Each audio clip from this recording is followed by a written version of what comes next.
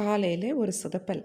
எப்படின்னா, எண்ணெய் கத்திரிக்காய் சாம்பார் பண்ணும்போது, டீ வந்து கிளாஸ்ல ஊத்துறதுக்கு பதிலா சாம்பார்ல ஊத்திட்டேன். அதனால காலையில சொதப்பல். ஆனா யாருக்குமே தெரியாம வீட்ல மேனேஜ் பண்ணி குடுத்துட்டேன் பாக்ஸ்க்கு.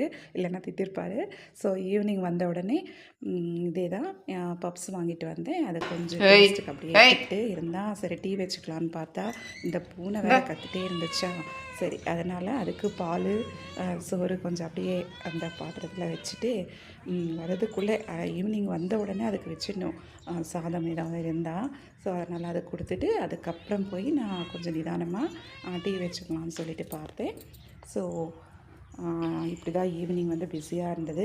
காலையில எப்படியோ கொஞ்சம் ஃபோன் பண்ணி கூட சொல்லிட்டாங்க, சாம்பார் நல்லா இருந்ததுன்னு சொல்லிட்டு. சரி நானும் தெரியாம மேனேஜ் பண்ணிட்டேன்.